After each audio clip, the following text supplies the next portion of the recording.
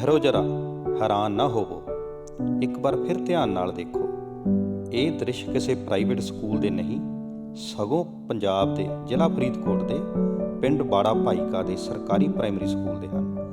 ਤੁਸਾਂ ਕਦੇ ਇਸ ਤਰ੍ਹਾਂ ਦਾ ਚਮਚਮਾਉਂਦਾ ਸਕੂਲ ਆਧੁਨਿਕ ਯੰਤਰਾਂ ਨਾਲ ਭਰਪੂਰ ਦੇਖਿਆ ਨਹੀਂ ਹੋਵੇਗਾ। ਅੱਜ ਤੁਹਾਨੂੰ ਦਿਖਾਵਾਂਗਾ ਇੱਕ ਸਧਾਰਨ ਸਕੂਲ ਪੰਜਾਬ ਦੇ ਨਕਸ਼ੇ ਉੱਪਰ ਉੱਭਰ ਕੇ ਕਿਵੇਂ ਆਇਆ, ਜਿੱਥੇ ਦਾ ਅਧਿਆਪਕ ਸਵਖਤੇ ਉੱਠ ਕੇ ਪਹਿਲਾਂ ਆਪ ਸਫਾਈਆਂ ਕਰਦਾ ਹੈ ਤੇ ਬਾਅਦ ਵਿੱਚ ਸਾਰਾ ਦਿਨ ਬੱਚਿਆਂ ਨੂੰ ਅੱਖਰ ਗਿਆਨ ਦੇ ਨਾਲ ਜੋੜਦਾ ਹੈ।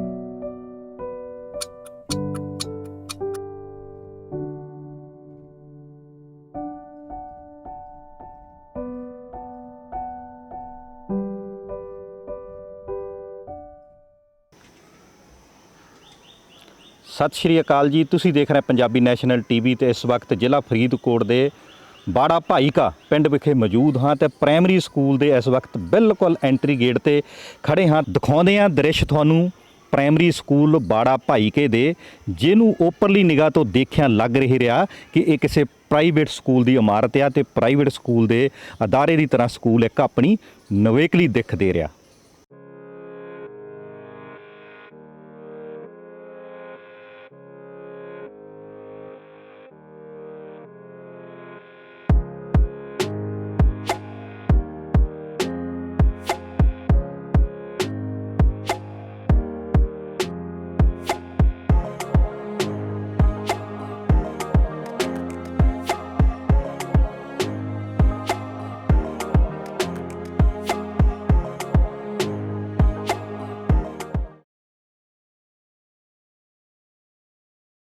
ਵਡੇਰੇ ਆਖਦੇ ਨੇ ਕਿ ਬੰਦੇ ਦਾ ਬਚਪਨ ਬਿਲਕੁਲ ਕੋਰਾ ਕਾਗਜ਼ ਹੁੰਦਾ। ਉਸ ਕੋਰੇ ਕਾਗਜ਼ ਦੇ ਉੱਪਰ ਜੋ ਕੁਛ ਸ਼ੁਰੂਆਤੀ ਦੌਰ ਵਿੱਚ ਉਕਰ ਦਿੱਤਾ ਜਾਵੇ, ਇਨਸਾਨ ਸਾਰੀ ਜ਼ਿੰਦਗੀ ਉਹਨਾਂ ਪੈੜਾਂ ਉੱਪਰ ਵੀ ਆਪਣੇ ਪੈਰ ਧਰਦਾ ਅੱਗੇ ਜ਼ਿੰਦਗੀ ਵਿੱਚ ਵੱਧਦਾ ਆ। ਬਾੜਾ ਭਾਈਕਾ ਸਕੂਲ ਪ੍ਰਾਇਮਰੀ ਦੇ ਵਿੱਚ ਮੌਜੂਦ ਆ। ਸਾਡੇ ਨਾਲ ਰਜਿੰਦਰ ਜੀ ਇਸ ਸਕੂਲ ਦੇ ਟੀਚਰ ਮੌਜੂਦ ਆ, ਜਿਨ੍ਹਾਂ ਨੇ ਇਸ ਸਕੂਲ ਨੂੰ ਪੂਰੇ ਪੰਜਾਬ ਦੇ ਵਿੱਚ ਇੱਕ ਨਕਸ਼ੇ ਦਾ ਸਕੂਲ ਬਣਾਇਆ। ਕੀ ਦਿੱਕਤਾਂ ਆਈਆਂ, ਕਿੰਨੀਆਂ ਉਹਨਾਂ ਨੇ ਮਿਹਨਤਾਂ ਕੀਤੀਆਂ ਤੇ ਕਿੰਨਾ ਕੁ ਸਮਾਜ ਦਾ ਪਿੰਡ ਦਾ ਸਾਥ ਰਿਹਾ ਤੇ ਅੱਜ ਸਕੂਲ ਜੇ 1 ਨੰਬਰ ਦਰਜੇ ਦੇ ਉੱਪਰ ਪੰਜਾਬ ਦੇ ਨਕਸ਼ੇ ਦੇ ਉੱਪਰ ਉਕਰਿਆ ਹੋਇਆ ਤੇ ਉਹਦੇ ਲਈ ਆਉਣ ਲਈ ਮਿਹਨਤ ਉਹਨਾਂ ਨੂੰ ਕਿੰਨੀ ਕਰਨੀ ਪਈ। ਰਜਿੰਦਰ ਜੀ ਨਿੱਘਾ ਜੀ ਆ। ਸਤਿ ਸ਼੍ਰੀ ਅਕਾਲ ਜੀ। ਰਜਿੰਦਰ ਜੀ, ਤੁਹਾਡਾ ਸਕੂਲ ਇਸ ਵਕਤ ਪੰਜਾਬ ਦੇ ਪ੍ਰਾਇਮਰੀ ਸਕੂਲਾਂ ਵਿੱਚੋਂ ਕਹਿ ਸਕਦੇ ਕਿ ਅੱਵਲ ਦਰਜੇ ਦੇ ਵਿੱਚ ਦੇਖਣ ਨੂੰ ਸਾਰਾ ਢੰਗ ਤਰੀਕਾ, ਸਾਰਾ ਸਟਰਕਚਰ ਇਸ ਵਕਤ ਨਜ਼ਰ ਆ ਰਿਹਾ। ਇਸ ਸਕੂਲ ਦੇ ਵਿੱਚ ਇੱਥੇ ਤੱਕ ਪਹੁੰਚਣ ਲਈ ਕਿਹੜਾ ਉਹ ਸਫ਼ਰ ਤੈਅ ਕਰਨਾ ਪਿਆ ਜਿਹੜਾ ਸਾਡੇ ਪੰਜਾਬ ਦੇ ਕਿਸੇ ਹੋਰ ਖਿੱਤੇ ਦੇ ਵਿੱਚ ਇੰਨਾ ਵਧੀਆ ਸਕੂਲ ਹੋਰ ਨਹੀਂ ਕੋ ਬਣ ਸਕਿਆ? ਸਰ, ਅਸੀਂ ਅਕਤੂਬਰ 2008 ਦੇ ਵਿੱਚ ਇੱਥੇ ਜੁਆਇਨ ਕੀਤਾ ਸੀ ਜੀ। ਤਾਂ ਮੇਰੇ ਵਾਈਫ ਵੀ ਮੇਰੇ ਨਾਲ ਇਸੇ ਸਕੂਲ ਦੇ ਵਿੱਚ ਜੁਆਇਨ ਕੀਤੇ ਸੀ ਜੀ। ਤਾਂ ਅਸੀਂ 2008 ਦੇ ਵਿੱਚ ਦੇਖਿਆ ਕਿ ਜਿਹੜੇ ਲੋਕਾਂ ਦੇ ਵਿੱਚ ਸਰਕਾਰੀ ਸੰਸਥਾਵਾਂ ਦੇ ਪ੍ਰਤੀ ਕੁਝ ਵਿਸ਼ਵਾਸ ਟੁੱਟਿਆ ਹੋਇਆ ਸੀ ਅਤੇ ਕੁਛ ਉਹਨਾਂ ਦੇ ਅੰਦਰ ਕੁਛ ਲਿਮੀਟੇਸ਼ਨਸ ਬਣੀਆਂ ਹੋਈਆਂ ਸੀ ਕਿ ਸਰਕਾਰੀ ਸੰਸਥਾਵਾਂ ਦੇ ਵਿੱਚ ਇਹ ਕੰਮ ਨਹੀਂ ਹੋ ਸਕਦਾ। ਕਈ ਤਰ੍ਹਾਂ ਦੀਆਂ ਲਿਮੀਟੇਸ਼ਨਸ ਸੀ। ਤਾਂ ਅਸੀਂ ਇੱਥੇ ਕੰਮ ਕਰਨਾ ਸੀ, ਉਹਨਾਂ ਲਿਮੀਟੇਸ਼ਨਸ ਨੂੰ ਤੋੜਨਾ ਸੀ, ਕਿਉਂਕਿ ਕਿਸੇ ਨਾ ਕਿਸੇ ਨੂੰ ਤਾਂ ਇਹ ਤੋੜਨੀਆਂ ਪੈਂਦੀਆਂ। ਜੋ ਰਵਾਇਤਾਂ ਬਣੀਆਂ ਹੁੰਦੀਆਂ, ਕੁਛ ਨਵੀਆਂ ਰਵਾਇਤਾਂ ਚੱਲਣੀਆਂ ਪੈਂਦੀਆਂ। ਕੀ ਇੰਪੋਸੀਬਲ ਹੈ, ਕੀ ਪੋਸੀਬਲ ਹੈ, ਉਹ ਕਰਕੇ ਹੀ ਪਤਾ ਲੱਗਦਾ ਹੈ। ਰਜਿੰਦਰ ਜੀ, ਜਦੋਂ ਤੁਹਾਡੀਆਂ ਜੁਆਇਨਿੰਗ ਹੋਈਆਂ, ਤੁਹਾਡੀ ਪਤਨੀ ਦੀ ਅਤੇ ਤੁਹਾਡੀਆਂ ਫਰੈਸ਼ ਜੁਆਇਨਿੰਗ, ਫਸਟ ਜੁਆਇਨਿੰਗ ਇੱਥੇ ਹੋਈਆਂ ਸੀ?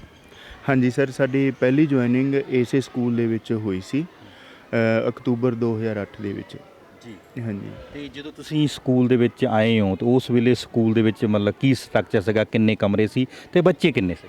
ਸਰ, ਉਸ ਟਾਈਮ ਦੇ ਵਿੱਚ ਬੱਚਿਆਂ ਦੀ ਗਿਣਤੀ ਘੱਟ ਸੀ ਔਰ ਜਿਹੜੇ ਇਨਫਰਾਸਟਰਕਚਰ ਦੀ ਗੱਲ ਕਰੀਏ ਤਾਂ ਕੁਛ ਬਿਲਡਿੰਗ ਸੀ ਪੁਰਾਣੀ ਸੀ, ਕੁਛ ਨਵੀਂ ਸੀ। ਤਾਂ ਜਿਹੜੀ ਪੁਰਾਣੀ ਬਿਲਡਿੰਗ ਸੀ ਉਹ ਲਗਭਗ ਅਨਸੇਫ ਸੀ, ਉਹਨੂੰ ਨਵਾਂ ਬਣਾਉਣ ਦਾ ਜ਼ਰੂਰਤ ਸੀ। ਔਰ ਜੋ ਗਰਾਊਂਡ ਸੀ ਸਾਰੇ ਕੱਚੇ ਸੀ। ਕਾਫੀ ਜ਼ਿਆਦਾ ਜੋ ਬੱਚਿਆਂ ਦੇ ਬੈਂਚਸ ਵਗੈਰਾ ਹੈ, ਜੋ ਬੇਸਿਕ ਨੀਡਸ ਹੈ ਬੱਚਿਆਂ ਦੀਆਂ, ਉਹ ਉਸ ਟਾਈਮ 'ਤੇ ਨਹੀਂ ਸੀਗੀਆਂ ਪੂਰੀਆਂ ਹੋਈਆਂ। ਤਾਂ ਅਸੀਂ ਜਦੋਂ 2008 ਦੇ ਵਿੱਚ ਆਏ ਤਾਂ ਆਉਣ ਸਾਰ ਪਹਿਲਾਂ ਅਸੀਂ ਕੀ ਕੀਤਾ, ਕੁਛ ਬੱਚਿਆਂ ਨੂੰ 60-65 ਬੱਚਿਆਂ ਨੂੰ ਅਡੋਪਟ ਕੀਤਾ ਔਰ ਉਹਨਾਂ ਦੀ ਅਸੀਂ ਤਿਆਰੀ ਕਰਵਾਈ, ਉਹਨਾਂ ਨੂੰ ਪੜ੍ਹਾਇਆ। ਫਿਰ 6 ਮਹੀਨੇ ਬਾਅਦ ਉਹਨਾਂ ਦੀ ਪਰਫੋਰਮੈਂਸ ਅਸੀਂ ਪੇਰੈਂਟਸ ਨੂੰ ਬੁਲਾ ਕੇ ਉਹਨਾਂ ਨੂੰ ਦਿੱਤੀ। ਪੇਰੈਂਟਸ ਨੂੰ ਅਸੀਂ ਰਿਕੁਐਸਟ ਕੀਤੀ ਵੀ ਜੇ ਤੁਹਾਨੂੰ ਸਾਡਾ ਕੰਮ ਕੀਤਾ ਚੰਗਾ ਲੱਗਦਾ ਹੈ ਤਾਂ ਸਾਡਾ ਤੁਸੀਂ ਸਹਿਯੋਗ ਦਿਓ, ਸਾਨੂੰ ਸਮਾਧਾਨ ਦਿਓ। ਜਿੰਨੇ ਵੀ ਸਕਿਲਡ ਵਰਕਰ ਹੈ, ਜਦੋਂ ਵੀ ਤੁਹਾਡੇ ਕੋਲੇ ਟਾਈਮ ਫ੍ਰੀ ਹੁੰਦਾ ਹੈ, ਉਹ ਸਾਡੇ ਨਾਲ ਸਕੂਲ 'ਚ ਲਵਾਓ ਅਤੇ ਆਪਾਂ ਇਨਫਰਾਸਟਰਕਚਰ ਨੂੰ ਇੰਪਰੂਵ ਕਰਾਂਗੇ। ਤਾਂ ਅਸੀਂ ਉਦੋਂ ਤੋਂ ਹੀ ਲੱਗੇ, ਇਹਨਾਂ ਦੀਆਂ ਪਹਿਲਾਂ ਬੇਸਿਕ ਰਿਕੁਆਇਰਮੈਂਟਸ ਜੋ ਸੀ ਉਹਨਾਂ ਨੂੰ ਪੂਰੀਆਂ ਕੀਤੀਆਂ, ਬੇਸਿਕ ਨੀਡਸ ਪੂਰੀਆਂ ਕੀਤੀਆਂ। ਹੌਲੀ ਹੌਲੀ ਸਟੈਪ ਵਾਈਜ਼ ਜਿਹੜੀ ਚੀਜ਼ ਦੀ ਸਾਨੂੰ ਲੋੜ ਹੁੰਦੀ ਸੀ ਅਸੀਂ ਉਹ ਕੰਮ ਕਰਦੇ ਗਏ।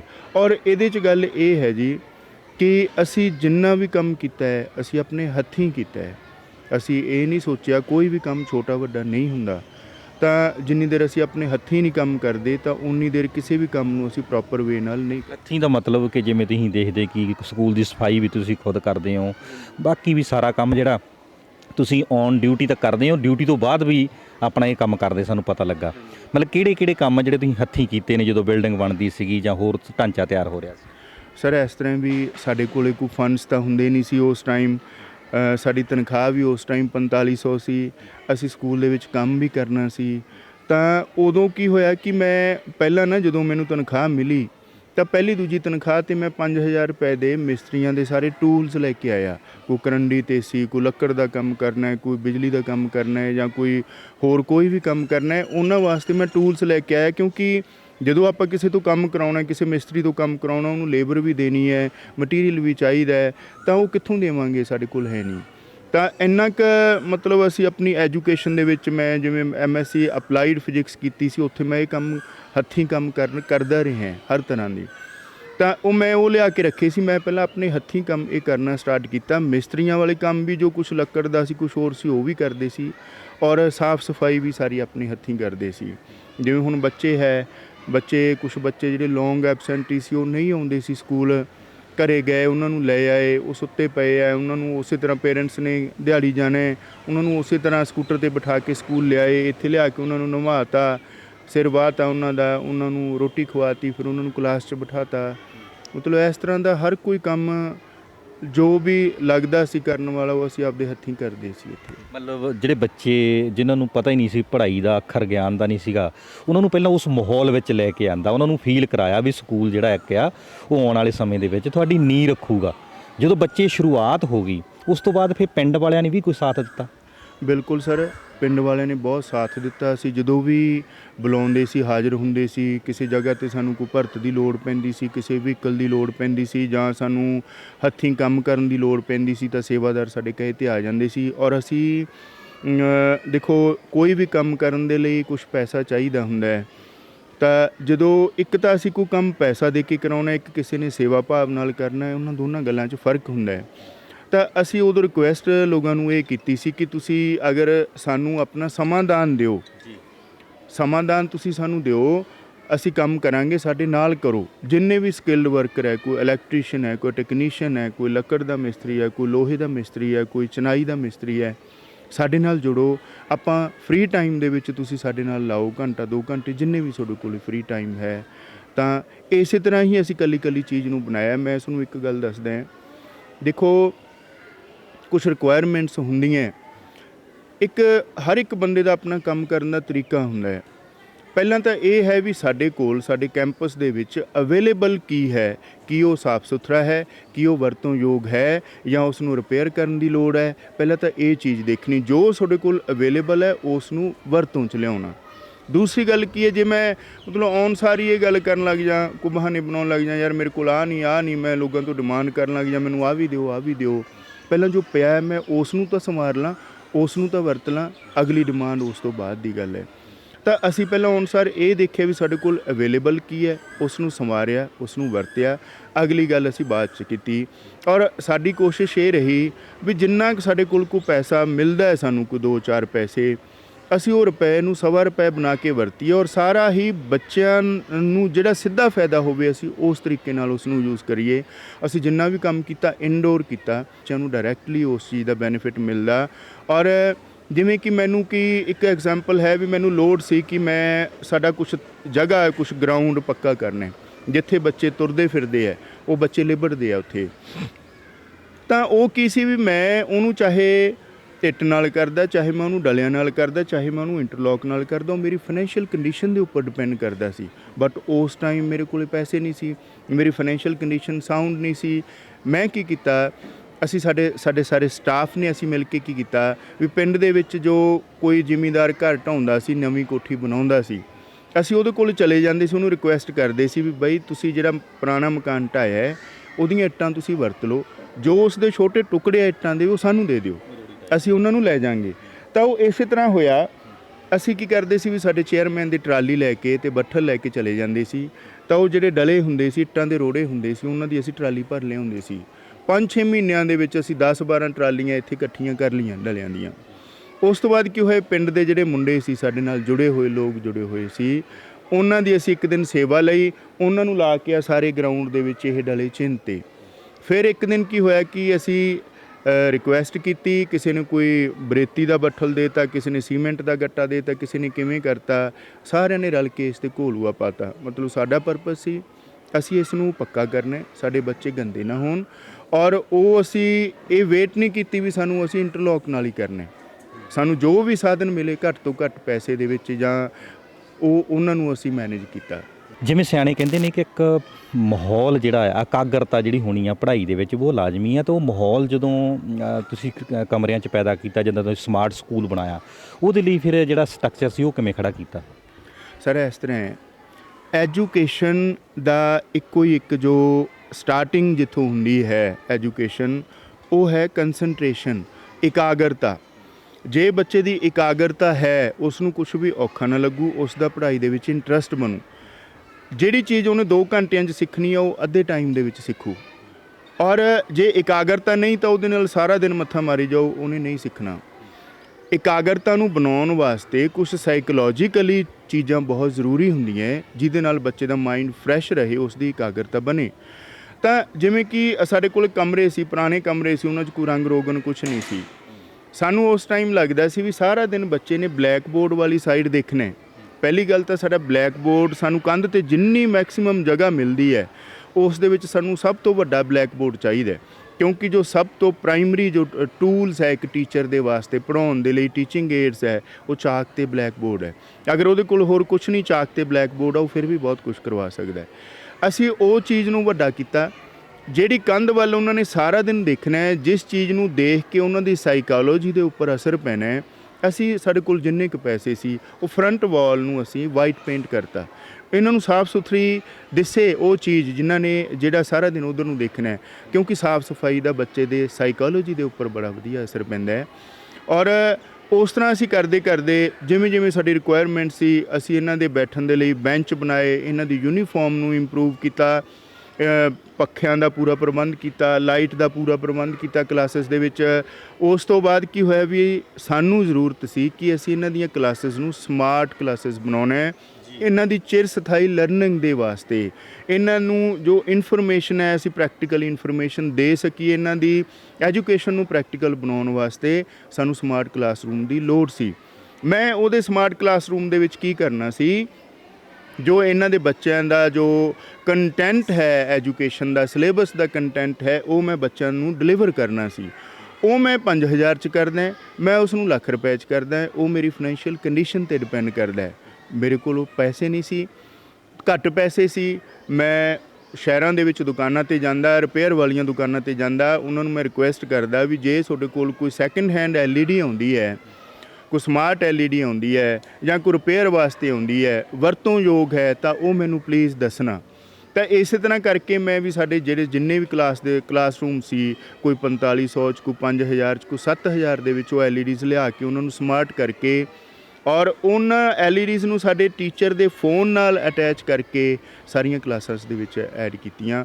ਔਰ ਉਸ ਸਮੇਂ ਦੇਖੋ ਅੱਜ ਦੇ ਟਾਈਮ ਦੇ ਸਰਕਾਰ ਦੀ ਸਕੀਮਾਂ 'ਚ ਉਹ ਬਾਅਦ 'ਚ ਆਉਂਦੀਆਂ ਹੈ, ਤੁਸੀਂ ਉਸ ਤੋਂ ਪਹਿਲਾਂ ਲਾਤੀਆਂ? ਸਰ ਇਹ ਅਸੀਂ 11-12 ਸਾਲ ਪਹਿਲਾਂ ਕਰ ਲਿਆ ਸੀ ਇਹ ਕੰਮ। ਹਾਂਜੀ, ਔਰ ਸਰਕਾਰ ਵੱਲੋਂ ਜੋ ਸਮਾਰਟ ਕਲਾਸਿਸ ਬਣਾਈਆਂ ਗਈਆਂ, ਇਹ ਕੋਈ ਪਿਛਲੇ 3-4 ਸਾਲਾਂ ਦੇ ਵਿੱਚੋਂ ਕਾਫੀ ਜ਼ਿਆਦਾ ਉਹਨਾਂ ਨੇ ਵੱਡੇ ਲੈਵਲ 'ਤੇ ਇਸ ਨੂੰ ਇੰਪਰੂਵ ਕੀਤਾ ਹੈ।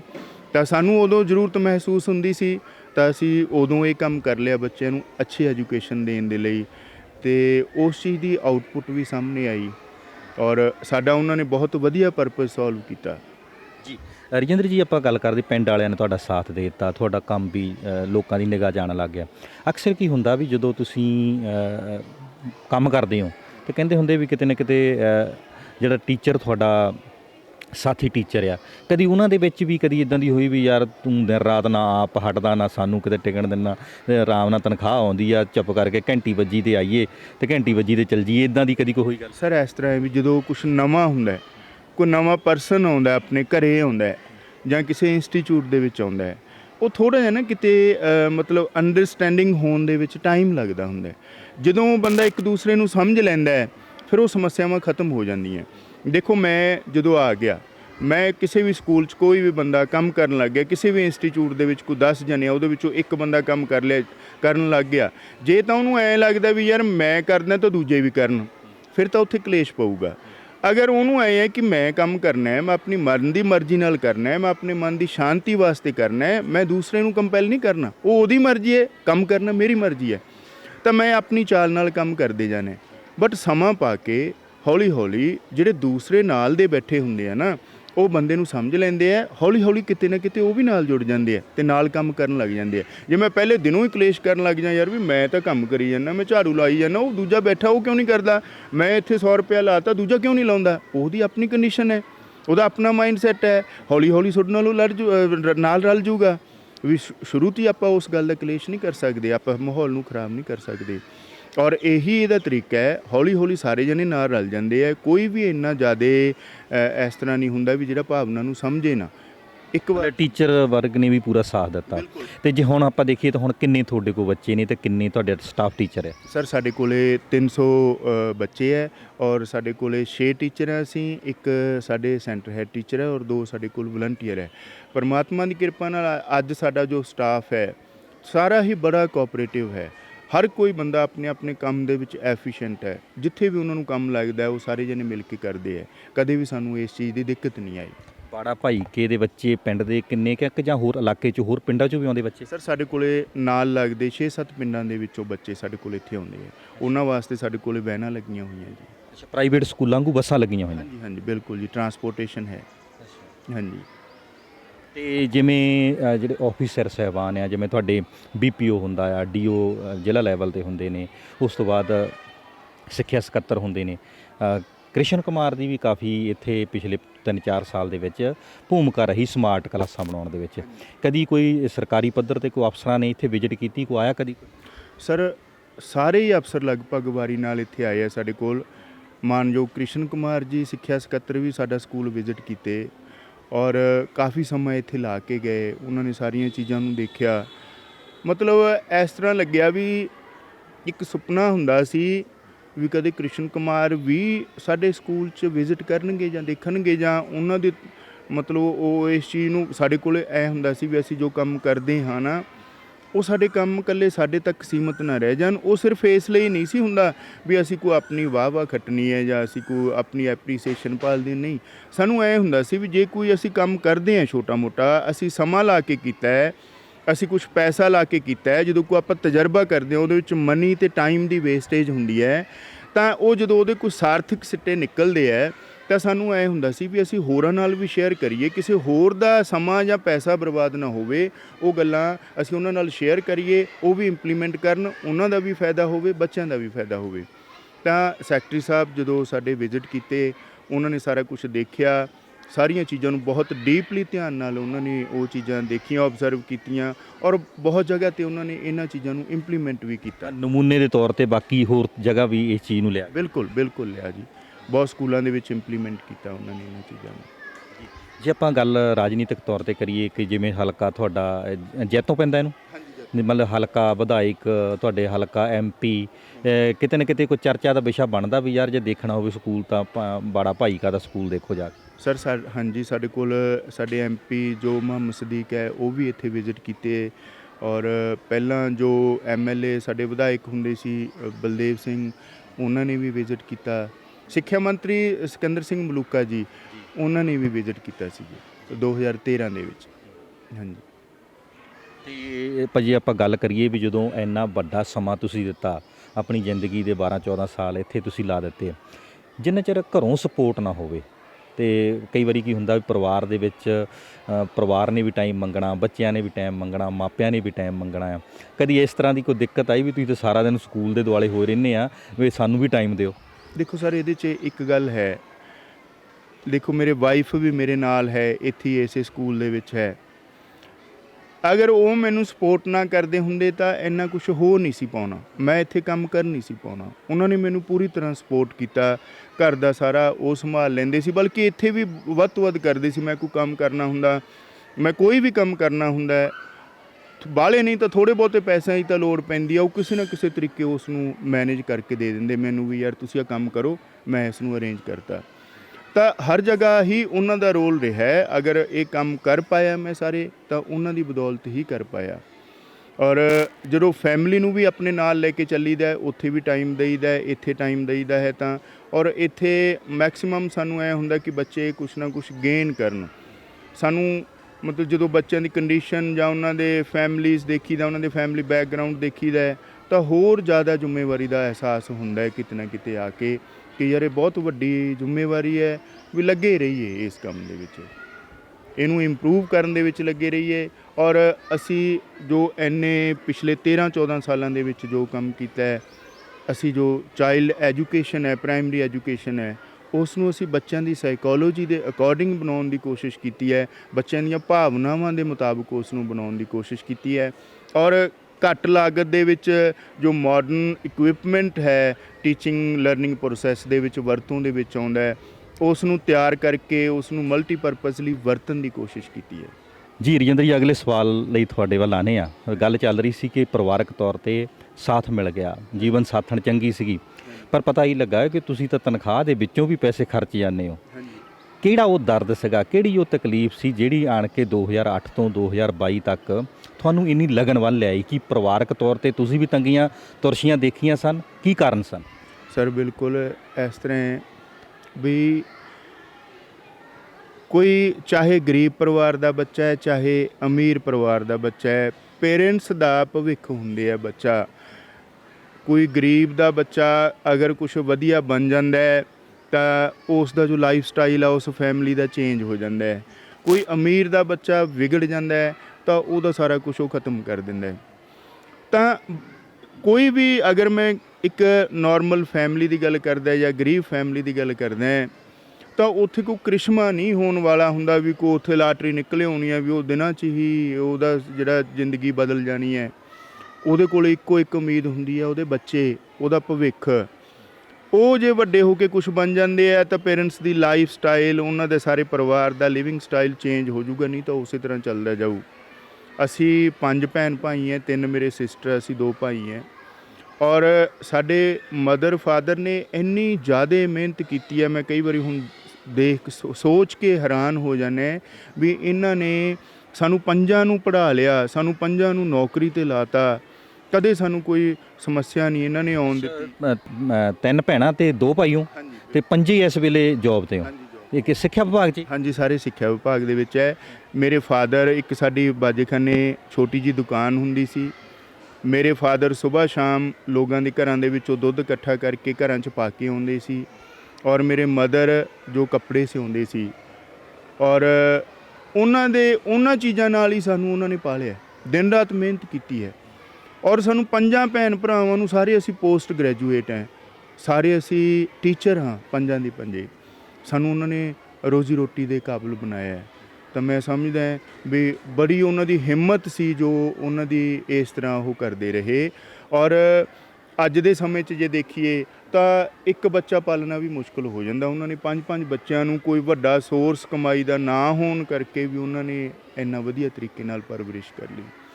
ਤਾਂ ਜਦੋਂ ਉਹਨਾਂ ਚੀਜ਼ਾਂ ਨੂੰ ਸੋਚੀਦਾ ਤਾਂ ਇਹ ਲੋਕਾਂ ਦੇ ਦੇਖੀਦਾ ਘਰਾਂ 'ਚ ਜਾ ਕੇ। ਮੈਂ ਇੱਕ ਚੀਜ਼ ਇੱਥੇ ਗੱਲ ਜ਼ਰੂਰ ਮੈਂਸ਼ਨ ਕਰਾਂਗਾ ਕਿ ਕੋਈ ਵੀ ਟੀਚਰ ਹੈ ਉਸ ਨੂੰ ਚਾਹੀਦਾ ਵੀ ਜਿਹੜੇ ਉਹਦੇ ਕਲਾਸ ਦੇ ਬੱਚੇ ਹੈ ਨਾ, ਉਹਨਾਂ ਦੇ ਘਰਾਂ 'ਚ ਉਹ ਜ਼ਰੂਰ ਇੱਕ ਵਾਰ ਵਿਜ਼ਿਟ ਕਰਕੇ ਆਵੇ, ਉਹਨਾਂ ਦੀ ਕੰਡੀਸ਼ਨਸ ਦੇਖ ਕੇ ਆਵੇ, ਔਰ ਉਹਨਾਂ ਦੀ ਫਾਈਨੈਂਸ਼ੀਅਲ ਕੰਡੀਸ਼ਨ ਵੀ, ਔਰ ਉਹ ਫੈਮਿਲੀ ਦਾ ਜੋ ਬੈਕਗਰਾਊਂਡ ਆ ਉਹ ਜ਼ਰੂਰ ਦੇਖਣਾ ਜ਼ਰੂਰੀ ਹੈ। ਕਿਉਂਕਿ ਕੋਈ ਬੱਚਾ ਘਰੋਂ ਕੋਈ ਕੰਮ ਨਹੀਂ ਕਰਕੇ ਆਇਆ, ਕੋਈ ਹੋਮਵਰਕ ਨਹੀਂ ਕਰਕੇ ਆਇਆ, ਇੱਥੇ ਆ ਜੇ ਮੈਂ ਉਹਨੂੰ ਝਿੜਕਣ ਲੱਗ ਜਾਂ, ਮੈਂ ਉਹਨੂੰ ਕੁੱਟਣ ਲੱਗ ਜਾਂ, ਘਰੇ ਜਾ ਕੇ ਦੇਖੀਏ ਤਾਂ ਉਹਦੀ ਕੰਡੀਸ਼ਨ ਹੀ ਹੋਰ ਹੈ। ਉਹਦੇ ਮਾਂ ਪਿਓ ਦਿਹਾੜੀ ਕਰਨ ਗਏ ਹੈ, ਉਹ ਛੋਟੇ ਬੱਚੇ ਨੂੰ ਪਾਲਦਾ ਘਰੇ ਰੱਖ ਕੇ, ਤਾਂ ਉੱਥੇ ਐਂ ਲੱਗਦਾ ਵੀ ਯਾਰ ਇਹ ਸਾਰੀ ਜ਼ਿੰਮੇਵਾਰੀ ਹੀ ਮੇਰੀ ਹੈ।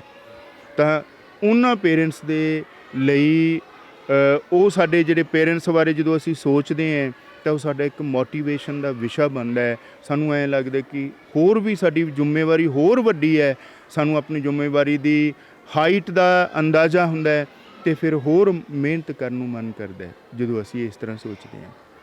ਸਿਆਣੇ ਕਹਿੰਦੇ ਕਿ ਜਿਸ ਨੇ ਆਪ ਦਰਦ ਹੰਢਾਇਆ ਹੋਵੇ ਉਹਨੂੰ ਦੂਸਰੇ ਦਾ ਦਰਦ ਸਮਝਣਾ ਸੌਖਾ ਹੋ ਜਾਂਦਾ। ਇਹ ਗੱਲ ਉੱਭਰ ਕੇ ਸਾਹਮਣੇ ਆਈ ਹੈ ਕਿ ਤੁਹਾਡੇ ਮਾਪਿਆਂ ਨੇ ਤੁਹਾਨੂੰ ਬਹੁਤ ਮਿਹਨਤ ਹੱਥੀਂ ਕਰਕੇ ਪੜ੍ਹਾਇਆ ਅਤੇ ਅੱਜ ਤੁਸੀਂ ਆਮ ਜਿਹੜਾ ਸਮਾਜ ਆ ਸਾਡਾ ਉਹਦਾ ਦਰਦ ਸਮਝੇ ਆ। ਪਰ ਆਪਾਂ ਜੇ ਹੁਣੇ ਦੀ ਗੱਲ ਕਰੀਏ ਕਿ ਪੰਜਾਬ ਦੇ ਵਿੱਚ ਸਰਕਾਰ ਬਦਲੀ ਆ, ਨਵੀਂ ਸਰਕਾਰ ਭਗਵੰਤ ਸਿੰਘ ਮਾਨ ਦੀ ਆਈ ਆ, ਤਾਂ ਉਹਦਾ ਤਾਂ ਮੋਟਿਵ ਵੀ ਇਹ ਸੀਗਾ ਸਿਹਤ ਸਹੂਲਤ, ਸਿੱਖਿਆ ਦੀ ਸਹੂਲਤ, ਇਹਨਾਂ ਤਮਾਮ ਮੁੱਦਿਆਂ ਨੂੰ ਲੈ ਕੇ ਅਸੀਂ ਅੱਗੇ ਵਧਾਂਗੇ ਪੰਜਾਬ ਦੇ ਵਿੱਚ। ਜਿਹੜੀ ਕਿ ਸਰਕਾਰੀ ਸਿੱਖਿਆ ਜਿਹੜੀ ਸੀ ਆਪਾਂ ਨੂੰ ਵੀ ਪਤਾ ਵੀ ਕਿੱਥੇ ਹਾਲਾਤ ਨੇ।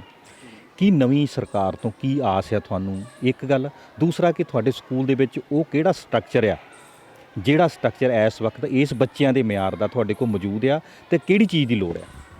ਸਰ ਇਸ ਤਰ੍ਹਾਂ ਹੈ ਕਿ ਜਦੋਂ ਆਪਾਂ ਕਿਤੇ ਵੀ ਕੰਮ ਕਰਨਾ ਹੁੰਦਾ ਹੈ ਜਾਂ ਕਰਾਉਣਾ ਹੁੰਦਾ ਹੈ, ਆਪਾਂ ਨੂੰ ਇੱਕ ਟੀਮ ਚਾਹੀਦੀ ਹੁੰਦੀ ਹੈ ਵੀ ਅਗਰ ਅਸੀਂ ਇਹਨਾਂ ਨੂੰ ਥੋੜ੍ਹਾ ਜਿਹਾ ਬੈਕਅਪ ਕਰਦੇ ਹਾਂ, ਇਹਨਾਂ ਨੂੰ ਕੋਈ ਥੋੜ੍ਹੀ ਜਿਹੀ ਮਦਦ ਕਰਦੇ ਹਾਂ ਅਤੇ ਗਾਂਹ ਵੀ ਕਰਨ ਵਾਲੇ ਹੋਣ।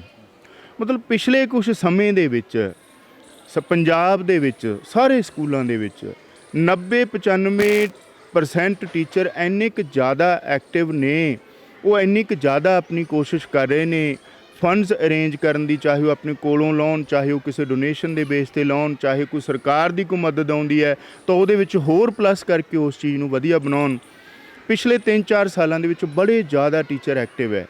ਹੁਣ ਸਿਰਫ ਉਹਨਾਂ ਨੂੰ ਕੀ ਲੋੜ ਹੈ? ਦੇਖੋ ਕੋਈ ਵੀ ਕੰਮ ਕਰਨਾ ਹੈ ਆਪਾਂ ਨੂੰ ਇੱਕ ਟੀਮ ਦੀ ਲੋੜ ਹੁੰਦੀ ਹੈ। ਟੀਮ ਆਲਰੇਡੀ ਬਣੀ ਬਣਾਈ ਸਾਡੇ ਕੋਲ ਬੈਠੀ ਹੈ, ਤਾਂ ਹੁਣ ਥੋੜ੍ਹਾ ਜਿਹਾ ਉਹਨਾਂ ਨੂੰ ਪੁਸ਼ਅਪ ਦੀ ਥੋੜ੍ਹੀ ਜਿਹੀ ਮਦਦ ਦੀ ਲੋੜ ਹੈ, ਤਾਂ ਉਹਦਾ ਆਊਟਪੁੱਟ ਤੁਸੀਂ ਆਪਣੇ ਆਪ ਦੇਖੋਗੇ ਵੀ ਕੀ ਨਿਕਲਦਾ ਹੈ। ਅਗਰ ਸਰਕਾਰ ਵੱਲੋਂ ਦੇਖੋ, ਇੱਕ ਨਾ ਮੈਂ ਸਕਿੱਟ ਦੇਖਦਾ ਹੁੰਦਾ ਸੀ ਭਗਵੰਤ ਮਾਨ ਜੀ ਦੀ, ਉਹ ਕੁਛ ਸਟੂਡੈਂਟ ਬੈਠੇ ਹੈ ਔਰ ਇੱਕ ਟੀਚਰ ਹੈ, ਉਹ ਟੀਚਰ ਹਾਜ਼ਰੀ ਲਾਉਂਦਾ ਹੈ, ਉਹ 3-4 ਸਟੂਡੈਂਟ ਬੈਠੇ ਹੁੰਦੇ ਹੈ, ਤਾਂ ਉੱਥੇ ਭਗਵੰਤ ਮਾਨ ਜੀ ਕੀ ਕਹਿੰਦੇ ਹੈ ਵੀ ਸਰ ਤੁਸੀਂ ਇਹ ਸਾਡੀ ਹਾਜ਼ਰੀ ਲਾਉਣ ਨੂੰ ਅਸੀਂ 3 ਤਾਂ ਟੋਟਰੂ ਹਾਂ, ਸਾਡੀ ਕੀ ਹਾਜ਼ਰੀ ਲਾਉਣੇ ਆ? ਇਹ ਕੋਈ ਮਾਨਵ ਮੰਗਲ ਸਕੂਲ ਹੈ ਵੀ ਜਿਹੜੀ ਤੁਸੀਂ ਹਾਜ਼ਰੀ ਲਾਉਣੇ ਹੋ? ਮਾਨਵ ਮੰਗਲ ਸਕੂਲ ਮੈਂ ਤਾਂ ਉਸ ਟਾਈਮ ਨਹੀਂ ਦੇਖਿਆ ਸੀ, ਤਾਂ ਮੇ ਬੀ ਉਹ ਵੱਡਾ ਹੋਊ ਇੰਸਟੀਚਿਊਟ ਕੋਈ ਔਰ ਉਹਦੇ ਵਿੱਚ ਸਟਰੈਂਥ ਵੀ ਜ਼ਿਆਦਾ ਹੋਊ। ਮੈਂ ਇਹ ਸੋਚਦਾ ਹੁੰਦਾ ਕਿ ਹੁਣ ਭਗਵੰਤ ਮਾਨ ਜੀ CM ਬਣ ਗਏ, ਉਹ ਸਾਡੀ ਸਪੋਰਟ ਕਰਨ, ਸਾਰੇ ਟੀਚਰਾਂ ਦੀ ਸਪੋਰਟ ਕਰਨ ਔਰ ਉਹਦਾ ਆਊਟਪੁੱਟ ਦੇਖਣ, ਕਿਸੇ ਵੀ ਟੀਚਰ 'ਤੇ ਕੋਈ ਸ਼ੱਕ ਦੀ ਭਾਵਨਾ ਨਾ ਰੱਖਣ। ਬਹੁਤ ਸਮਰਪਿਤ ਨੇ ਅੱਜ ਦੇ ਟਾਈਮ ਦੇ ਵਿੱਚ ਟੀਚਰ, ਹੁਣ ਵਿਹਲੇ ਬਹਿਣ ਵਾਲੀ ਕੋਈ ਗੱਲ ਨਹੀਂ, ਉਹ ਮਦਦ ਕਰਨ। ਅਸੀਂ ਇਸ ਨੂੰ ਮਾਨਵ ਮੰਗਲ ਦੀ ਤਰ੍ਹਾਂ ਵੱਡਾ ਇੰਸਟੀਚਿਊਟ, ਵੱਡਾ ਸਕੂਲ ਬਣਾ ਕੇ ਦਿਖਾਵਾਂਗੇ। ਹੁਣ ਟੀਚਰ ਨੂੰ ਸਿਰਫ ਕੀ ਚਾਹੀਦਾ ਹੈ? ਇੱਕ ਥੋੜ੍ਹੀ ਮੋਟੀਵੇਸ਼ਨ, ਇੱਕ ਸਪੋਰਟ, ਇੱਕ ਜੋ ਬੇਸਿਕ ਨੀਡਸ ਨੂੰ ਪੂਰਾ ਕਰਨਾ ਔਰ ਸਰਕਾਰ ਦੀ ਸਪੋਰਟ। ਜਿੱਥੇ ਟੀਚਰ 'ਤੇ ਸਰਕਾਰ ਵਿਸ਼ਵਾਸ ਕਰੇ, ਜਿਹੜੀ ਚੀਜ਼ ਦੀ ਲੋੜ ਹੈ ਉਸ ਨੂੰ ਅਵੇਲੇਬਲ ਕਰਵਾਵੇ ਔਰ ਜਿੰਨੀਆਂ ਵੀ ਇਹਦੀਆਂ ਨੀਤੀਆਂ ਬਣ ਉਹ ਸਕੂਲਾਂ ਦੇ ਵਿੱਚ ਵਿਜ਼ਿਟ ਕਰਕੇ ਟੀਚਰਸ ਨਾਲ ਰਹਿ ਕਰਕੇ ਬਣ। ਫਿਰ ਦੇਖਿਓ ਤੁਸੀਂ ਕਿੱਧਰ ਨੂੰ ਜਾਂਦਾ ਸਿਸਟਮ ਔਰ ਕਿੰਨਾ ਜ਼ਿਆਦਾ ਇਸ ਦੇ ਵਿੱਚ ਇੰਪਰੂਵਮੈਂਟ ਆਉਂਦੀ ਹੈ। ਮੈਂ ਇਹ ਵਾਰ-ਵਾਰ ਇਹ ਚੀਜ਼ ਸੋਚਦਾ ਹੁੰਦਾ ਵੀ ਟੀਮ ਹੁਣ ਟੀਚਰਾਂ ਦੀ ਜੋ ਟੀਮ ਹੈ, ਅਧਿਆਪਕਾਂ ਦੀ ਟੀਮ ਹੈ, ਇੰਨੀ ਜ਼ਿਆਦਾ ਐਕਟਿਵ ਅਤੇ ਗਰਮ ਹੋਈ ਬੈਠੀ ਹੈ, ਉਸ ਨੂੰ ਹਲਕਾ ਜਿਹਾ ਪੁਸ਼ਅਪ ਦੀ ਲੋੜ ਹੈ। ਅਗਰ ਸਰਕਾਰ ਇਹ ਕਰਦੀ ਹੈ ਤਾਂ ਬਹੁਤ ਵਧੀਆ ਆਊਟਪੁੱਟ ਨਿਕਲਣਾ ਜੀ। ਰਜਿੰਦਰ ਜੀ, ਤੁਹਾਡਾ ਮੈਸੇਜ ਬੜਾ ਵਧੀਆ, ਅਤੇ ਪਰ ਕੀ ਉਹਨਾਂ ਲੋਕਾਂ ਨੂੰ ਮੈਸੇਜ ਦੇਣੇ ਚ ਭਾਵੇਂ ਕੁਛ ਪਰਸੈਂਟੇਜ ਹੀ ਹੋਣ ਜਿਹੜੇ ਮਤਲਬ 70-70, 80-80 ਹਜ਼ਾਰ ਜਾਂ ਲੱਖ ਰੁਪਈਆ ਤਨਖਾਹ ਲੈ ਕੇ ਸਿਰਫ ਇੱਕ ਆਪਣੀ ਟਾਈਮ ਪਾਸ ਕਰਨ ਆਉਂਦੇ ਨੇ ਸਕੂਲਾਂ ਵਿੱਚ ਆਣ ਕੇ, ਉਹ ਆਪਣੀ ਉਹ ਜ਼ਿੰਮੇਵਾਰੀ ਜਿੱਦਾਂ ਤੁਸੀਂ ਨਿਭਾ ਰਹੇ ਆ ਇੱਦਾਂ ਨਹੀਂ ਨਿਭਾਉਂਦੇ, ਪਰ ਸਿਰਫ ਇੱਕ ਉਹਨਾਂ ਨੂੰ ਇਹ ਹੈਗਾ ਵੀ ਅਸੀਂ ਸਵੇਰੇ ਆ ਗਏ 9 ਵਜੇ, 8 ਵਜੇ ਆ ਗਏ ਤਾਂ ਸ਼ਾਮ ਨੂੰ 2 ਵਜੇ ਚਲੇ ਗਏ। ਉਹਨਾਂ ਟੀਚਰਾਂ ਲਈ ਕੀ ਸੰਦੇਸ਼ ਹੈ? ਸਰ ਇਸ ਤਰ੍ਹਾਂ ਵੀ ਦੇਖੋ, ਜਦੋਂ 90-95% ਟੀਚਰ ਇੰਪਰੂਵਡ ਹੈ, ਹੋ ਗਏ, ਬਹੁਤ ਜ਼ਿਆਦਾ ਕੰਮ ਕਰਨ ਲੱਗ ਗਏ, ਸਿਰਫ ਲੋੜ ਹੁੰਦੀ ਹੈ ਮੋਟੀਵੇਸ਼ਨ ਦੀ। ਕਿਸੇ ਤੋਂ ਵੀ ਬਚਪਨ ਤੋਂ ਲੈ ਕੇ ਬੁਢਾਪੇ ਤੱਕ ਕਿਸੇ ਤੋਂ ਆਪਾਂ ਦਬਕੇ ਨਾਲ, ਰੋਹਬ ਨਾਲ ਕੰਮ ਨਹੀਂ ਕਰਵਾ ਸਕਦੇ, ਉਸ ਤੋਂ ਪਿਆਰ ਨਾਲ, ਐਪਰੀਸੀਏਸ਼ਨ ਨਾਲ ਉਹ ਤੋਂ ਕੰਮ ਕਰਵਾ ਸਕਦੇ ਹਾਂ। ਔਰ ਇੱਕ ਦੂਜੇ ਨੂੰ ਦੇਖ ਕੇ ਹੌਲੀ ਹੌਲੀ ਅਸੀਂ ਸਿੱਖਣਾ ਹੁੰਦਾ ਹੈ। ਤਾਂ ਜਦੋਂ 90-95% ਵਧੀਆ ਵਰਕ ਕਰ ਰਹੇ ਨੇ, ਬਹੁਤ ਮਿਹਨਤ ਕਰ ਰਹੇ ਨੇ ਟੀਚਰ, ਜੇ ਕੋਈ 5-4% ਰਹਿੰਦੇ ਵੀ ਹੈ ਤਾਂ ਹੌਲੀ ਹੌਲੀ ਉਹ ਵੀ ਇੰਪਰੂਵਮੈਂਟ ਹੋ ਜਾਣਗੇ, ਉਹਨਾਂ ਦੇ ਵਿੱਚ ਵੀ ਇੰਪਰੂਵਮੈਂਟ ਹੋ ਜੂ, ਉਹ ਵੀ ਨਾਲ ਜੁੜ ਜਾਣਗੇ। ਕੋਈ ਜ਼ਿਆਦਾ ਸਮਾਂ ਨਹੀਂ ਲੱਗਣਾ ਇਸ ਚੀਜ਼ ਨੂੰ। ਤੁਹਾਡੇ ਇਸ ਸਾਰੇ ਮਿਸ਼ਨ ਵਿੱਚ ਜਿਹੜਾ ਤੁਹਾਡਾ ਸਟਾਫ ਆ, ਚਾਹੇ ਤੁਹਾਡੇ ਟੀਚਰ ਨੇ, ਚਾਹੇ ਤੁਹਾਡੇ ਕੋਈ ਹੋਰ ਸਾਥੀ ਨੇ, ਉਹਨਾਂ ਬਾਰੇ 1-2 ਸ਼ਬਦ। ਸਰ ਮੈਂ ਖੁਸ਼ਕਿਸਮਤ ਹਾਂ ਕਿ ਅੱਜ ਜੋ ਸਾਡਾ ਸਟਾਫ ਹੈ ਨਾ, ਸਾਡਾ ਸਟਾਫ ਬਹੁਤ ਵਧੀਆ ਹੈ, ਸਾਡੇ ਹੈੱਡ ਟੀਚਰ ਬਹੁਤ ਵਧੀਆ ਹੈ। ਇੱਥੇ ਮੈਂ ਇੱਕ ਗੱਲ ਹੋਰ ਐਡ ਕਰਨੀ ਹੈ ਕਿ ਕੋਈ ਵੀ ਇੰਸਟੀਚਿਊਟ ਦੇ ਵਿੱਚ ਕੋਈ ਹੈੱਡ ਹੁੰਦਾ ਹੈ, ਉਹਦੀ ਬਹੁਤ ਇੰਪੋਰਟੈਂਟ ਰੋਲ ਹੁੰਦਾ ਹੈ, ਉਸ ਦਾ ਭੂਮਿਕਾ ਹੁੰਦੀ ਹੈ। ਉਸਨੇ ਸਾਰੇ ਸਟਾਫ ਨੂੰ ਇਕੱਠਾ ਵੀ ਰੱਖਣਾ ਹੁੰਦਾ ਹੈ, ਕਿਉਂਕਿ ਇੱਕ ਪਰਿਵਾਰ ਦੇ ਵਿੱਚ ਵੀ ਆਪਾਂ ਸਾਰੇ ਮੈਂਬਰ ਹੈ ਜਿਹੜੇ ਉਹ ਇੱਕੋ ਜਿਹੇ ਨਹੀਂ ਹੁੰਦੇ, ਅਤੇ ਉਹਨਾਂ ਦੇ ਵਿੱਚ ਵੱਖ-ਵੱਖ ਤਰ੍ਹਾਂ ਦੇ ਰੁਚੀਆਂ ਹੁੰਦੀਆਂ, ਟੈਲੈਂਟ ਹੁੰਦੇ ਆ, ਔਰ ਵੱਖ-ਵੱਖ ਤਰ੍ਹਾਂ ਦੀਆਂ ਵਿਚਾਰ ਹੁੰਦੇ ਆ। ਤਾਂ ਇੱਕ ਉਹਦੀ ਬਹੁਤ ਮਹੱਤਵਪੂਰਨ ਰੋਲ ਹੁੰਦਾ ਇੱਕ ਹੈੱਡ ਦਾ। ਉਹਨੂੰ ਕੀ ਚਾਹੀਦਾ ਹੁੰਦਾ ਹੈ ਕਿ ਵੀ ਉਹ ਸਾਰੇ ਟੀਚਰਾਂ ਦੀਆਂ ਗੱਲਾਂ ਨੂੰ ਸੁਣੇ, ਹਰ ਇੱਕ ਦੇ ਟੈਲੈਂਟ ਨੂੰ ਪਹਿਚਾਣੇ, ਕਿਸੇ ਵੀ ਤਰਫ ਉਹ ਇੰਪਲਸਿਵ ਨਾ ਹੋਵੇ ਵੀ ਇੱਕ ਨਾਲ ਅਟੈਚਮੈਂਟ ਹੈ ਦੂਸਰੇ ਨਾਲ ਨਹੀਂ। ਤਾਂ ਉਹ ਸਾਰੇ ਜਿਹੜੇ ਸਟਾਫ ਹੈ ਉਸ ਦੇ ਟੈਲੈਂਟਸ ਨੂੰ ਵੱਖਰੇ ਵੱਖਰੇ ਤਰੀਕੇ ਨਾਲ ਜਿਵੇਂ ਕੋਈ ਵਰਤੋਂ ਚਾਹੁੰਦਾ ਉਸ ਨੂੰ ਵਰਤੇ, ਉਸ ਦਾ ਆਊਟਪੁੱਟ ਵਧੀਆ ਨਿਕਲਦਾ ਹੈ। ਔਰ ਸਾਡੀ ਖੁਸ਼ਕਿਸਮਤੀ ਹੈ ਵੀ ਸਾਡੇ ਜੋ ਹੈੱਡ ਟੀਚਰ ਹੈ ਉਹ ਬੜੇ ਵਧੀਆ ਇਨਸਾਨ ਨੇ। ਔਰ ਇੱਕ ਹੋਰ ਚੀਜ਼ ਹੈ, ਬੰਦਾ ਘੁਟਨ ਦੇ ਵਿੱਚ, ਲਿਮੀਟੇਸ਼ਨਸ ਦੇ ਵਿੱਚ ਕੰਮ ਨਹੀਂ ਕਰਦਾ ਹੁੰਦਾ। ਬੰਦੇ ਨੂੰ ਜਦੋਂ ਆਜ਼ਾਦੀ ਮਿਲਦੀ ਹੈ ਨਾ, ਆਜ਼ਾਦੀ ਦੇ ਵਿੱਚ ਉਹ ਕੰਮ ਡਬਲ ਕਪੈਸਿਟੀ ਦੇ ਨਾਲ ਕਰਦਾ ਹੁੰਦਾ ਹੈ। ਤਾਂ ਸਾਡੇ ਹੈੱਡ ਟੀਚਰ ਇਸ ਤਰ੍ਹਾਂ ਦੇ ਨੇ ਕਿ ਸਾਰੇ ਅਸੀਂ ਭੈਣ ਭਰਾਵਾਂ ਦੀ ਤਰ੍ਹਾਂ, ਦੋਸਤਾਂ ਦੀ ਤਰ੍ਹਾਂ ਰਹਿੰਦੇ ਹਾਂ। ਔਰ ਕਿਸੇ ਤਰ੍ਹਾਂ ਦਾ ਵੀ ਕਿਸੇ ਵੀ ਟੀਚਰ ਨੇ ਕੋਈ ਫੈਸਲਾ ਲੈਣਾ ਹੁੰਦਾ ਹੈ ਤਾਂ ਸਾਨੂੰ ਕਦੇ ਉਸ ਦੇ ਵਿੱਚ ਕੋਈ ਦਿੱਕਤ ਨਹੀਂ ਹੁੰਦੀ। ਅਤੇ ਸਾਰਾ ਸਟਾਫ ਅਸੀਂ ਇੱਕ ਯੂਨਿਟ ਦੀ ਤਰ੍ਹਾਂ ਸਾਰੇ ਆਪਣੀ ਆਪਣੀ ਰਿਸਪੋਂਸੀਬਿਲਿਟੀ ਨੂੰ ਪੂਰੀ ਤਨਦੇਹੀ ਨਾਲ ਨਿਭਾਉਂਦੇ ਆ। ਮਤਲਬ ਇਹ ਸਾਡੀ ਖੁਸ਼ਕਿਸਮਤੀ ਹੈ ਵੀ ਸਾਡੇ ਕੋਲ ਵਧੀਆ ਹੈੱਡ ਹੈ, ਸਾਡੇ ਕੋਲ ਸਾਰਾ ਸਟਾਫ ਬਹੁਤ ਵਧੀਆ ਹੈ। ਰਜਿੰਦਰ ਜੀ, ਕਈ ਵਾਰੀ ਕੀ ਸਾਥੀ ਹੁੰਦੇ, ਮਿੱਤਰ ਵੀ ਹੁੰਦੇ ਆ, ਉਹ ਕਹਿੰਦੇ ਹੁੰਦੇ ਉਹ ਵੀ ਮਾਸਟਰ ਜੀ ਕਿੱਥੇ ਤੁਸੀਂ ਕਮਲੇ ਹੋਏ ਫਿਰਦੇ, ਝਾੜੂ ਮਾਰਦੇ ਫਿਰਦੇ ਆ, ਆਰਾਮ ਨਾਲ ਤਨਖਾਹ ਲਓ, ਸਰਾਣੇ ਥੱਲੇ ਬਾਂਹ ਦੇ ਕੇ ਸੌਵੋ। ਹਾਂਜੀ ਸਰ, ਹੁੰਦੇ ਹੈ ਕੁਛ ਟੀਚਰ, ਪਰ ਅਸੀਂ ਕੁਛ ਲੋਕ ਵੀ ਕਹਿ ਦਿੰਦੇ ਆ ਇਹ ਗੱਲਾਂ। ਸਾਡੇ ਕੋਲ ਟਾਈਮ ਹੀ ਨਹੀਂ ਹੁੰਦਾ ਜੀ ਇਹਨਾਂ ਗੱਲਾਂ 'ਚ ਉਲਝਣ ਦਾ, ਵੀ ਅਸੀਂ ਕਿਸੇ ਦੇ ਇਹਨਾਂ ਗੱਲਾਂ ਵੱਲ ਧਿਆਨ ਦਈਏ ਜਾਂ ਉਹ ਗੱਲਾਂ ਸੁਣ ਕੇ ਅਸੀਂ ਆਪਣਾ ਕੰਮ ਛੱਡੀਏ। ਸਾਡਾ ਕੰਮ ਹੈ, ਅਸੀਂ ਉਸ ਨੂੰ ਇਸੇ ਤਰ੍ਹਾਂ ਕਰਦੇ ਰਹਿੰਦੇ। ਲੋਕਾਂ ਨੇ ਤਾਂ ਕੁਛ ਵੀ ਕਰੋ, ਕੁਛ ਨਾ ਕੁਛ ਕਹਿੰਦੇ ਹੀ ਰਹਿੰਦੇ, ਬਟ ਅਸੀਂ ਕਿੰਨੇ ਵਜੇ ਆਉਂਦੇ ਤੇ ਕਿੰਨੇ ਵਜੇ ਜਾਂਦੇ? ਸਰ ਟਾਈਮ ਜਿਹੜਾ ਆਉਣ ਦੀ ਨਾ ਕੋਈ ਲਿਮਟ ਨਹੀਂ, ਨਾ ਹੀ ਕਦੇ ਕੋਈ ਜਾਣਦੀ ਹੈ। ਕਈ ਵਾਰੀ ਸਕੂਲ 'ਚ 5 ਵਜੇ ਵੀ ਆ ਜਾਈਦਾ ਹੈ, ਔਰ ਕਈ ਵਾਰੀ ਰਾਤ ਨੂੰ 10-11 ਵੀ ਇੱਥੇ ਵੱਜ ਜਾਂਦੇ ਹੈ। ਕੋਈ ਕੰਮ ਹੁੰਦਾ ਉਸ ਨੂੰ ਅਸੀਂ ਨੇਪਰੇ ਚੜਾਉਣਾ ਹੁੰਦਾ, ਕੰਪਲੀਟ ਕਰਨਾ ਹੁੰਦਾ, ਕਿਉਂਕਿ ਕੋਈ ਵੀ ਕੰਮ ਹੈ ਨਾ ਸਾਡੇ ਕੋਲ ਜੋ ਵਲੰਟੀਅਰਸ ਆਉਂਦੇ ਆ ਕੰਮ ਕਰਨ ਵਾਸਤੇ, ਤਾਂ ਅਸੀਂ ਆਪਣੇ ਸਮੇਂ ਨੂੰ ਉਹਨਾਂ ਦੇ ਮੁਤਾਬਕ ਅਰੇਂਜ ਕਰਦੇ ਹਾਂ, ਕਿਉਂਕਿ ਉਹ ਆਪਣਾ ਟਾਈਮ ਕੱਢ ਕੇ ਆਇਆ ਸਾਡੇ ਨਾਲ ਕੰਮ ਕਰਾਉਣ ਲਈ, ਇਸ ਇੰਸਟੀਚਿਊਟ ਦੇ ਵਿੱਚ ਸੇਵਾ ਕਰਨ ਦੇ ਲਈ। ਅਤੇ ਜੇ ਅਸੀਂ ਨਾ ਅਵੇਲੇਬਲ ਹੋਈਏ ਤਾਂ ਮਾੜੀ ਗੱਲ ਹੈ। ਤਾਂ ਉਹ ਜਦੋਂ ਵੀ ਵਲੰਟੀਅਰਸ ਆਉਂਦੇ ਆ ਕੰਮ ਕਰਨ ਲਈ, ਅਸੀਂ ਉਹਨਾਂ ਦੇ ਲਈ ਹਾਜ਼ਰ ਹੁੰਦੇ ਹਾਂ। ਤੁਹਾਡਾ ਕੰਮ ਦੇਖ ਕੇ, ਤੁਹਾਡਾ ਸਕੂਲ ਦੇਖ ਕੇ ਗੱਲਾਂ ਕਰਨ ਤੋਂ ਮਨ ਇਸ ਵਕਤ ਹੋਰ ਆ ਰਿਹਾ। ਇੱਕ ਸਵਾਲ ਜਾਂਦੇ ਜਾਂਦੇ ਹੋਰ ਪੁੱਛ ਲੈਂਦੇ ਵੀ ਜਿਹੜੇ ਬੱਚੇ ਕਈ ਵਾਰੀ ਕੀ ਸਾਰੇ ਇੱਕੋ ਜਿਹੇ ਨਹੀਂ ਹੁੰਦੇ, ਥੋੜ੍ਹੇ ਕਮਜ਼ੋਰ ਹੁੰਦੇ ਆ, ਉਹਨਾਂ ਨੂੰ ਫਿਰ ਆਫਟਰ ਡਿਊਟੀ ਤੁਸੀਂ ਕੋਈ ਟਿਊਸ਼ਨ ਵਗੈਰਾ ਦਾ ਜਾਂ ਇਸ ਤਰ੍ਹਾਂ ਦਾ ਪੜ੍ਹਾਈ ਦਾ ਵੀ ਕਰਦੇ ਹੋ? ਸਰ ਇਸ ਤਰ੍ਹਾਂ ਹੈ, ਟਿਊਸ਼ਨ ਨਹੀਂ, ਪਰ ਉਹਨਾਂ ਦੀਆਂ ਵਾਧੂ ਕਲਾਸਿਸ ਮੈਂ ਇੱਥੇ ਲਗਾਉਣੇ ਆ। ਅਸੀਂ ਐਕਸਟਰਾ ਟਾਈਮ ਦਿੰਦੇ ਜਦੋਂ ਸਾਨੂੰ ਲੱਗਦਾ ਹੈ ਕਿ ਕੋਈ ਬੱਚਾ ਥੋੜ੍ਹਾ ਜਿਹਾ ਵੀਕ ਹੈ ਜਾਂ ਉਹਨੂੰ ਵੱਧ ਸਮੇਂ ਦੀ ਲੋੜ ਹੈ। ਇੰਡੀਵਿਜੂਅਲ ਡਿਫਰੈਂਸਿਸ ਹੁੰਦੇ ਹੈ, ਕੁਛ ਘਰੇਲੂ ਸਮੱਸਿਆਵਾਂ ਹੁੰਦੀਆਂ ਜਿਹੜੀਆਂ ਕਿ ਬੱਚੇ ਦੇ ਉੱਪਰ ਅਸਰ ਪਾਉਂਦੀਆਂ, ਉਸ ਦੀ ਆਊਟਪੁੱਟ ਨੂੰ ਘਟਾਉਂਦੀਆਂ, ਬੱਚੇ ਦੀ ਕੰਸਨਟ੍ਰੇਸ਼ਨ ਨਹੀਂ ਬਣ ਪਾਉਂਦੀ। ਕੋਈ ਵੀ ਬੱਚਾ ਮੈਂਟਲੀ ਤੌਰ 'ਤੇ ਇਸ ਤਰ੍ਹਾਂ ਕੋਈ ਬਾਹਲਾ ਵਖਰੇਵਾਂ ਨਹੀਂ ਹੁੰਦਾ। ਉਹ ਕੁਛ ਹਾਲਾਤ ਹੁੰਦੇ ਆ, ਕੁਛ ਘਰ ਦੇ ਜਾਂ ਕੁਛ ਡਾਈਟ ਦੇ, ਕੋਈ ਐਟਮੋਸਫੀਅਰ ਦੇ, ਜਿਹੜੇ ਉਸ ਦੀ ਕੰਸਨਟ੍ਰੇਸ਼ਨ ਨੂੰ ਘਟਾਉਂਦੇ ਆ। ਉਸ ਨੂੰ ਥੋੜ੍ਹਾ ਜਿਹਾ ਮਤਲਬ ਪੁਸ਼ਅਪ ਮਿਲ ਜੇ, ਉਹਦੀ ਥੋੜ੍ਹੀ ਜਿਹੀ ਉਹਨੂੰ ਮਦਦ ਮਿਲ ਜੇ, ਉਹਨੂੰ ਥੋੜ੍ਹਾ ਵੱਖਰਾ ਸਮਾਂ ਮਿਲ ਜੇ ਤਾਂ ਉਹ ਕਵਰ ਕਰ ਜਾਂਦਾ ਹੈ।